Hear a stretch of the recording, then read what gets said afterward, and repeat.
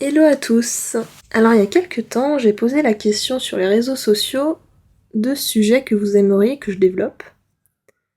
Et il y en a un qui est revenu plusieurs fois, auquel je n'aurais pas vraiment pensé si on ne me l'avait pas pointé du doigt, donc je remercie ces personnes. Et ce sujet, c'était comment gérer les émotions des autres. Alors je vais entrer directement dans le vif du sujet. Déjà à la question comment gérer les émotions des autres, bon, tu t'en doutes, mais si tu vois cette question dans le sens comment maîtriser les émotions des autres, en fait tu ne peux pas. C'est quelque chose qui sort de notre champ de maîtrise, tout comme leurs pensées, leurs mots, leurs actions, leurs choix. Alors oui, tu pourras avoir une certaine influence sur ces choses, et ça c'est quelque chose qu'on peut voir justement par exemple avec les dernières années, c'est-à-dire que un certain nombre de personnes sur cette terre ont tenté d'influencer les émotions des personnes pour tenter d'influencer leurs actions, etc. J'ai nommé pendant la pandémie, et j'ai nommé aussi maintenant, puisque ça continue. Donc oui, on peut influencer les émotions des autres. Après, quelle est l'intention derrière? Ça, c'est une toute autre chose. Quelle est l'éthique derrière? Ça, c'est quelque chose de personnel. Donc oui, il existe des outils de manipulation et des outils d'influence.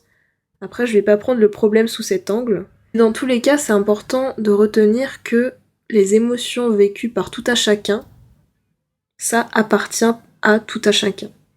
Nos émotions nous appartiennent, tout comme les émotions des personnes leur appartiennent. Alors d'un côté, prendre conscience de ça, ça soulage parce que ça nous déresponsabilise quelque part des réactions des autres qui sont des choses qui, encore une fois, leur appartiennent complètement, étant donné que les émotions des autres sont directement liées à leurs pensées, à leurs croyances, à leur vécu, etc. C'est quelque chose qui leur est propre. De l'autre côté, dans certaines conditions, ça peut nous faire nous sentir impuissants. Par exemple, lorsqu'on a une personne qu'on aime, qui est en train de pleurer en face de nous, et qu'on aimerait bien l'aider, mais malheureusement, eh bien, on n'a pas la main dessus. On peut être présent, on peut l'écouter, mais on n'a pas la main sur sa tristesse. Évidemment, lorsqu'on a tendance à être une éponge, et à être particulièrement sensible, eh bien on peut se retrouver en quelque sorte contaminé par les ressentis des personnes à qui on a affaire, et ça à plusieurs niveaux, au niveau mental, au niveau émotionnel, au niveau physique, et aussi au niveau énergétique. Mais avant de parler de ce sujet, eh bien je voulais d'abord mentionner, je trouve le point le plus fondamental, qui est que jamais nous n'aurons la main sur ce que l'autre ressent. Par contre, on a la main sur ce que nous ressentons face à ce que l'autre ressent. En d'autres termes, on a du pouvoir sur notre réaction face aux émotions des autres, et on a du pouvoir sur notre façon d'accueillir ce que l'autre nous propose. Même si c'est à première vue pas du tout évident, et qu'on n'apprend malheureusement pas ça à l'école, eh bien on peut tous développer l'art de se recentrer et de revenir à une sorte d'équilibre dans des situations, eh bien justement, où on tend à le perdre. Et souvent dans ces cas, eh bien, il y a un vrai jeu de miroir qui se joue. C'est-à-dire que l'autre va projeter ses peurs, ses blessures sur nous, et nous, on va projeter nos peurs, nos blessures sur lui. En fait, tout au long de la vie, on peut considérer en quelque sorte les autres comme des révélateurs de quelque chose en nous qui est là et qui n'est pas apaisé. Si la réaction émotionnelle de l'autre vous perturbe, c'est qu'il vient réveiller en vous quelque chose qu'il pourrait être intéressant justement d'aller mettre en lumière afin que la dynamique qui existe entre vous, eh bien, elle se rejoue pas à chaque fois. En fait, ce qui est important de voir, c'est que quand l'autre propose une réaction émotionnelle qui vous fait réagir, eh bien, qu'est-ce qu'il se passe dans votre tête? Quel est votre discours interne? Quelles sont vos pensées? Qu'est-ce qui réagit à l'intérieur de vous? Et en fait, ce travail, il est possible que lorsque l'émotion chez vous, elle est redescendue. Parce qu'en fait, quoi qu'il arrive, votre cerveau limbique, qui est le siège de toute l'activité émotionnelle, ce cerveau-là, il gagnera toujours sur l'activité du cortex, qui lui gère toute l'activité analytique de raisonnement, etc. Donc la première chose que je vous inviterai à faire quand vous ressentez justement que quelque chose en vous s'active, eh bien c'est d'accueillir cette émotion. Accueillir l'émotion sans chercher à la repousser. Vous avez envie de pleurer? Eh bien pleurez. Vous avez envie de crier? Eh bien criez. Criez dans l'oreiller, criez sur le balcon, criez en évitant évidemment de réveiller tout le monde. Alors attention, vivre l'émotion, ça veut pas dire la balancer comme ça, toute brute, à la tête de l'autre. Mais ce que je veux vous dire, c'est ne pas chercher à la fuir. En fait, laissez-lui de la place à l'intérieur de vous. Parce que c'est comme ça, en fait, qu'elle pourra partir. Ce qui peut vous aider aussi, c'est tout simplement de le dire. Je suis triste. Je suis en colère.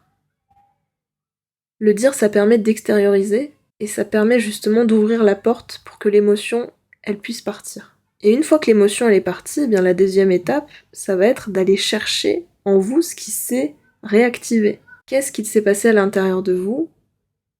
Quelles ont été ces pensées qui vous ont traversé l'esprit? Et qu'est-ce qui a réagi à l'intérieur de vous et qui était déjà là en fait? Quelle part de vous s'est réveillée? Et pour le coup, vraiment, quand vous vous posez ces questions, oui, il y a un côté raisonnement, mais il y a aussi un côté très intuitif. Donc faites confiance à votre intuition et peut-être prenez une feuille et écrivez ce qui vous vient. Et là déjà, vous pourrez avoir beaucoup de pistes qui peuvent vraiment vous servir pour justement, s'il y a une prochaine fois, eh bien, avoir plus d'outils pour revenir à un état de centrage et d'équilibre. En fait, plus on a conscience de ce qui se joue à l'intérieur de nous, plus on est libre. C'est toujours pareil. On est libre soit de se réguler plus facilement, ou libre bien, de répéter la même chose et d'entrer en réaction. Et en général, quand on choisit cette option, eh bien la vie, encore une fois, elle est très intelligente et elle continue de nous mettre les mêmes situations pour qu'enfin on fasse le taf. Évidemment, entreprendre un travail sur vous, un travail de connaissance de vous et de libération émotionnelle, que ce soit par du coaching, de l'hypnose, de la kinésio, etc., ça pourra vraiment vous aider à apaiser et à libérer ce que vous portez et qui s'allume en fait à la moindre étincelle. Et une fois les blessures guéries, une fois les émotions libérées, en fait elles cessent d'entrer en résonance avec des personnes ou des situations du même type qui nous ont blessés dans le passé. Et on peut alors se confronter à tout ça sans passer directement en mode alerte. Alors évidemment, c'est pas quelque chose qui se fait d'un claquement de doigts, mais au fur et à mesure, on enlève les couches, et au fur et à mesure, je vous assure qu'on s'apaise de plus en plus, et que c'est vraiment très très libérateur. Alors maintenant, je voulais revenir rapidement sur ce que j'évoquais un peu plus haut, c'est-à-dire les personnes qui ont tendance à avoir une empathie importante. Pour les personnes qui se sentent avoir justement une sensibilité qui est développée, vraiment développée, eh bien, déjà, sachez que je vous comprends parce que je suis pareil. C'est-à-dire qu'on a une facilité à ressentir ce que l'autre vit. On est des sortes d'éponges.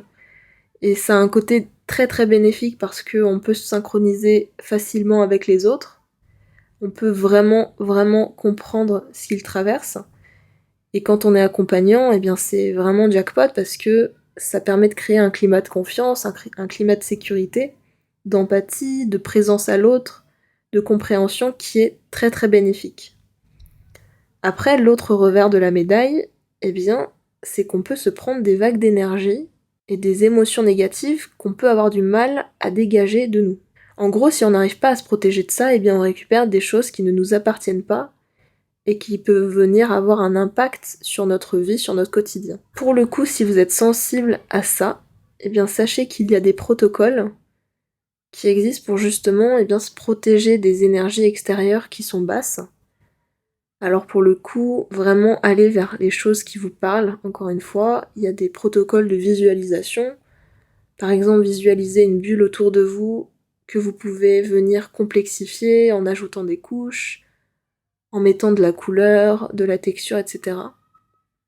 Il y a des protocoles avec des pierres précieuses, des protocoles de Reiki. Il y a beaucoup d'informations sur internet qui peuvent vous aider. Votre intuition fera le boulot, dans tous les cas. Évidemment, si vous avez des questions, n'hésitez pas. Je vais m'en arrêter là. N'hésitez pas à me dire si ça vous a aidé, N'hésitez pas à partager si vous pensez bien, que ça peut aider autour de vous.